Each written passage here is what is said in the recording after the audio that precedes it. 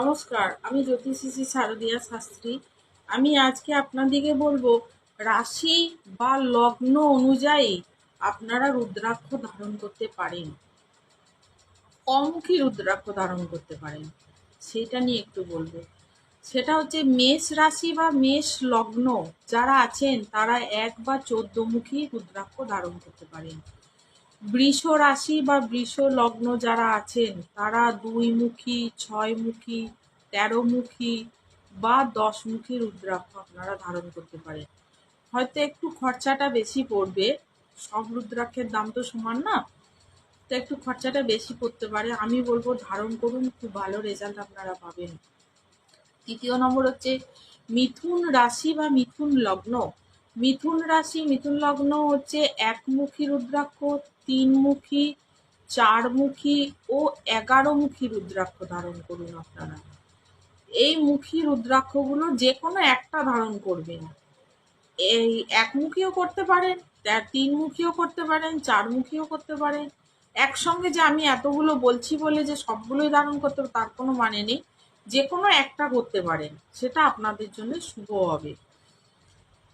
আর চতুর্থ নম্বর হচ্ছে কর্কট রাশি। কর্কট রাশি হচ্ছে কর্কট রাশি, কর্কট লগ্ন 2 মুখী, 4 মুখী, 7 মুখী ও 12 মুখী রুদ্রাক্ষ আপনারা ধারণ করতে পারেন।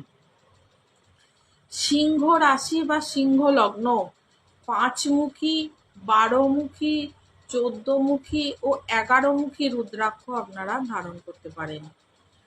নেক্সট বলবো কন্যা লগ্ন ও কন্যা রাশি 1 মুখী, 6 মুখী, 4 মুখী, 11 মুখী বা 13 মুখী রুদ্রাক্ষ আপনারা ধারণ করতে পারেন। এরপর বলবো তুলা রাশি বা তুলা লগ্ন 7 মুখী, 6 মুখী, 13 মুখী বা 11 মুখী রুদ্রাক্ষ আপনারা ধারণ করতে পারেন। বৃশ্চিক রাশি বা বৃশ্চিক লগ্ন 5 মুখী, 8 মুখী, 12 মুখী বা 14 মুখী যে কোনো মুখী রুদ্রাক্ষ আপনারা ধারণ করতে পারেন। যেগুলো আমি বললাম এই 4টের মধ্যে যে কোনো একটি ধারণ করতে পারেন। ধনু রাশি বা ধনু লগ্ন 1 মুখী, 5 মুখী, 9 মুখী ও 10 মুখী আপনারা রুদ্রাক্ষ ধারণ করতে পারেন। মকর রাশি বা মকর লগ্ন আপনারা হচ্ছেন 7 মুখী, 10 মুখী বা 13 মুখী রুদ্রাক্ষ আপনারা ধারণ করতে পারেন। কুম্ভ রাশি বা কুম্ভ লগ্ন আপনারা হচ্ছেন 2 মুখী, 7 মুখী ও 11 মুখী রুদ্রাক্ষ আপনারা ধারণ করতে পারেন।